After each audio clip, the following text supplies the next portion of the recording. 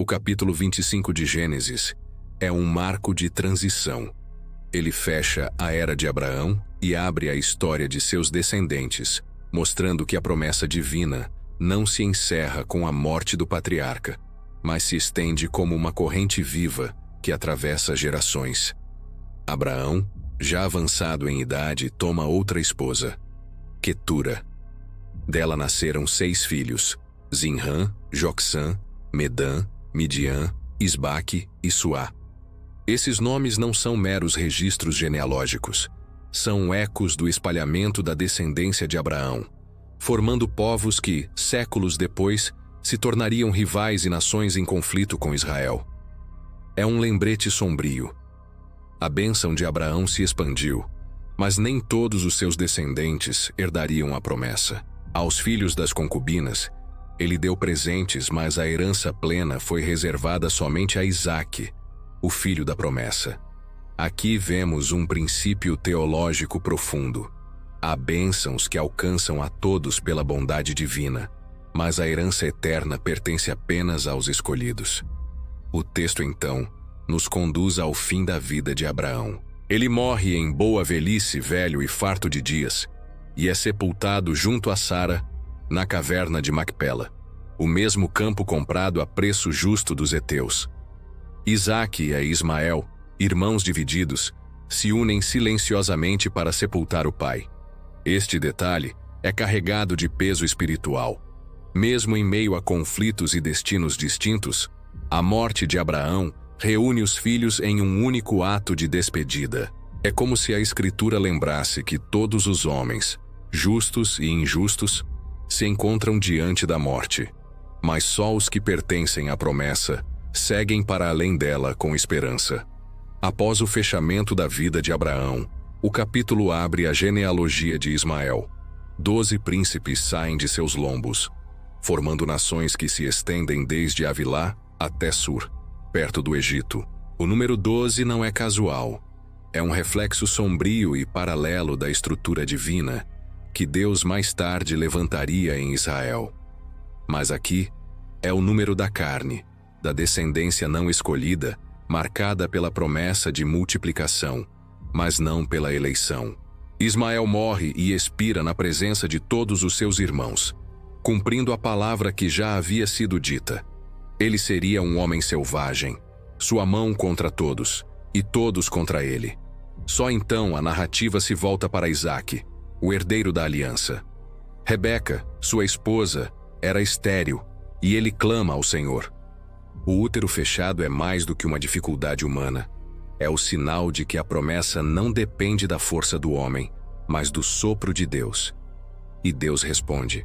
Rebeca concebe, mas a gestação é tumultuada, a luta no ventre. Quando ela busca ao Senhor, a resposta é reveladora. 2 nações estão no teu ventre, e 2 povos se dividirão das tuas entranhas. Um será mais forte que o outro, e o mais velho servirá ao mais moço. Esse oráculo define a história futura. Esaú e Jacó, 2 irmãos, 2 nações, 2 linhas espirituais. Esaú nasce primeiro, ruivo e coberto de pelos como um homem do campo. Jacó vem agarrado ao calcanhar, um sinal de disputa, um prenúncio de sua luta pela primogenitura. Desde o nascimento, já estão marcados por destino e símbolo. Esaú, o primogênito carnal, Jacó, o escolhido da promessa. A parte final do capítulo revela o início da tensão entre eles. Esaú, caçador, homem rude, amado por Isaque por causa da caça. Jacó, homem pacato, amado por Rebeca. Em um momento de fome e fraqueza, Esaú vende sua primogenitura por um prato de lentilhas. Ele despreza aquilo que era santo, troca a bênção eterna por um prazer momentâneo. O texto não é apenas histórico, é profético e espiritual. Esaú se torna o paradigma do homem que troca o eterno pelo imediato, a promessa pelo apetite, a bênção pela carne.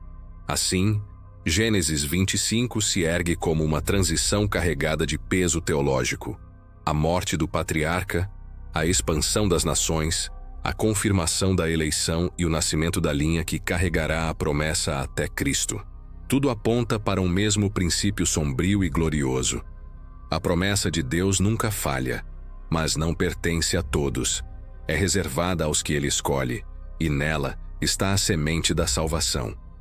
O capítulo 25 não apenas encerra a trajetória de Abraão e abre o ciclo de Jacó e Esaú, mas também traz à tona uma das temáticas mais densas da Escritura: a primogenitura, o peso da eleição e o eterno contraste entre carne e espírito. A cena final, em que Esaú vende sua primogenitura por um prato de lentilhas, é muito mais do que um episódio doméstico. É o retrato sombrio do coração humano diante das escolhas eternas. A primogenitura não era apenas um direito legal, era o símbolo da bênção, da herança espiritual, do privilégio de ser portador da promessa messiânica. O primogênito era chamado a liderar a família, a ser sacerdote diante de Deus, a carregar em seus ombros a continuidade da aliança. Desprezar tal honra não era apenas um ato de fome, mas um desprezo pela própria promessa divina. O contraste é nítido. Esaú, o homem do campo, vigoroso e movido pelo instinto, troca o eterno pelo imediato, a herança pela saciedade, a promessa pelo apetite. Ele é descrito mais tarde como profano. Hebreus 12:16. Um homem que não discernia o valor do que é santo. Jacó, por outro lado, mesmo com suas falhas e astúcia, ansiava pela primogenitura. Ele não era perfeito, mas desejava aquilo que vinha de Deus. Eis o ponto teológico crucial. O Senhor não escolhe o homem pela sua moralidade impecável, mas pela sua disposição de valorizar o que é eterno. O ventre de Rebeca já havia revelado a palavra divina. O mais velho servirá ao mais moço. Aqui se manifesta a doutrina da eleição, a escolha soberana de Deus que antecede qualquer obra humana. Paulo, em Romanos 9, retoma exatamente este episódio para mostrar que antes mesmo de nascerem, sem terem praticado bem ou mal, Deus já havia declarado seu propósito. Jacó seria o herdeiro da promessa. Não por mérito, mas por graça. Não por obra, mas por eleição.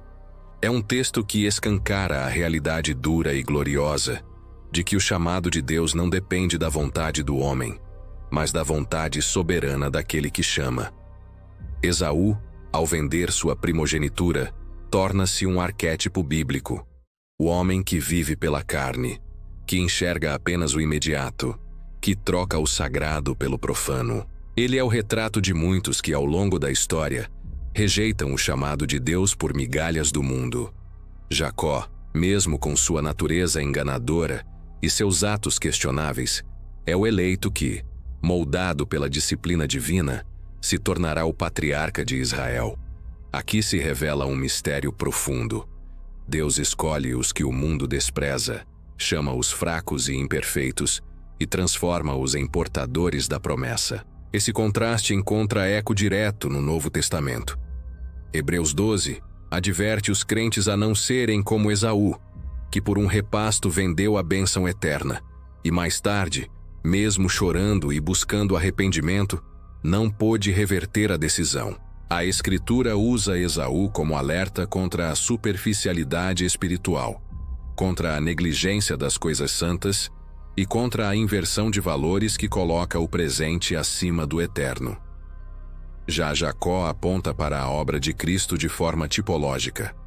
Assim como Jacó foi escolhido antes de nascer, Cristo é o filho eleito, predestinado desde a eternidade. Assim como Jacó recebeu a bênção em lugar de seu irmão, Cristo recebe em si todas as promessas e as transmite ao seu povo, a igreja. E ao contrário de Esaú, Cristo não desprezou a primogenitura, mas a honrou até a morte, tornando-se o primogênito entre muitos irmãos. Romanos 8:29. A disputa entre Jacó e Esaú, portanto, não é apenas uma história familiar. É o reflexo da luta espiritual entre carne e espírito, entre o imediato e o eterno, entre o profano e o santo. É a revelação de que a promessa de Deus não se cumpre pela força dos homens, mas pela escolha soberana daquele que chama, preserva e conduz a história até Cristo. Assim, Gênesis 25 ecoa como uma advertência e uma promessa. Advertência contra os que desprezam as coisas santas, e promessa aos que, mesmo imperfeitos, são alcançados pela graça da eleição divina. O episódio é um prelúdio sombrio da tensão que seguirá ao longo da narrativa bíblica. A luta entre Jacó e Esaú se tornará o paradigma entre dois povos, duas linhagens, dois destinos. Mas acima de tudo aponta para o Cristo que herdará toda a bênção e abrirá o caminho da promessa para o seu povo redimido. A disputa silenciosa, mas cósmica, entre Jacó e Esaú não é apenas a história de dois irmãos em conflito. É o paradigma de toda a revelação bíblica sobre eleição, promessa e destino eterno.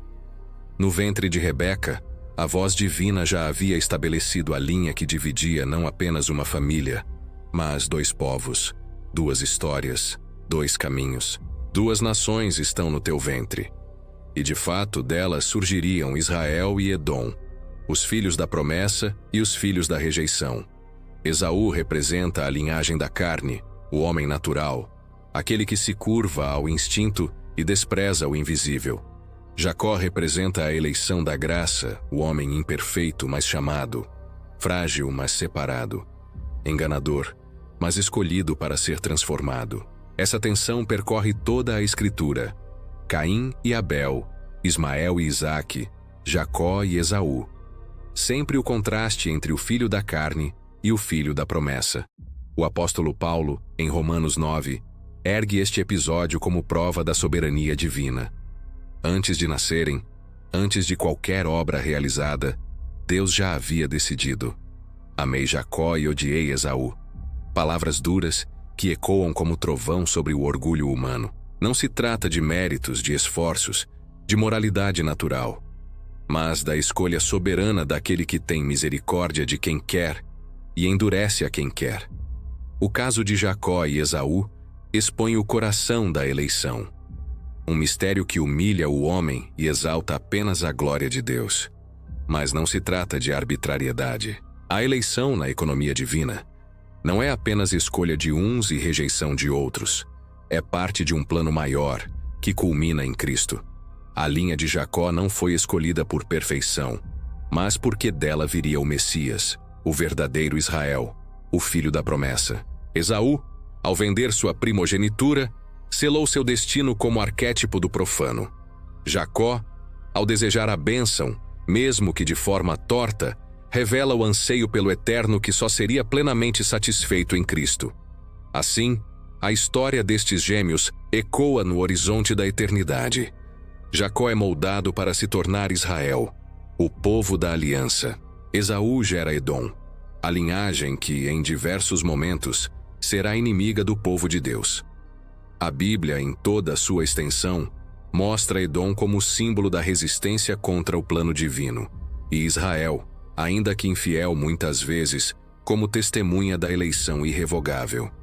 No clímax da revelação, Cristo surge como o primogênito supremo, o verdadeiro herdeiro de todas as promessas. Nele, o padrão se cumpre. O Filho escolhido, não por mérito humano, mas pela eterna eleição do Pai. Cristo é o antítipo perfeito da primogenitura. Ele não a despreza como Esaú, mas a honra até o sangue. Ele não busca usurpar como Jacó, mas recebe do Pai como direito eterno.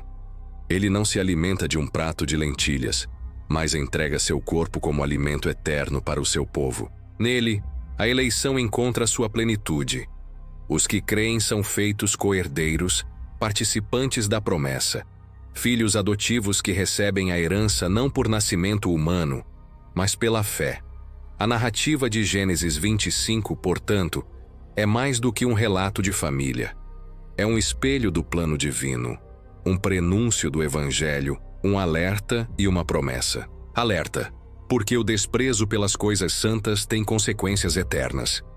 Promessa, porque Deus chama, elege e transforma aqueles que são seus, conduzindo-os até Cristo, o herdeiro perfeito. No fim, A vida de Esaú nos lembra da tragédia de escolher o presente em detrimento do eterno. E a vida de Jacó nos mostra que Deus escolhe os imperfeitos, não para mantê-los em sua imperfeição, mas para moldá-los até que se tornem instrumentos de sua glória. Em Cristo, a tensão entre Jacó e Esaú encontra sua resolução. Ele é o primogênito entre muitos irmãos, o herdeiro da promessa, o filho que não foi rejeitado, mas entregue, para que em seu sangue a aliança eterna fosse selada. A sombra de Jacó e Esaú percorre toda a Escritura, mas a luz de Cristo é a resposta final. Nele, a eleição se revela como graça, a promessa como certeza, e a primogenitura como herança aberta àqueles que, pela fé, tornam-se filhos de Deus. Assim, Gênesis 25 não é apenas um capítulo de transição. É uma janela para o coração da salvação, um chamado a valorizar o eterno, a confiar na eleição divina e a render-se ao Filho que não trocou sua herança, mas a conquistou para sempre, para o louvor da glória de Deus.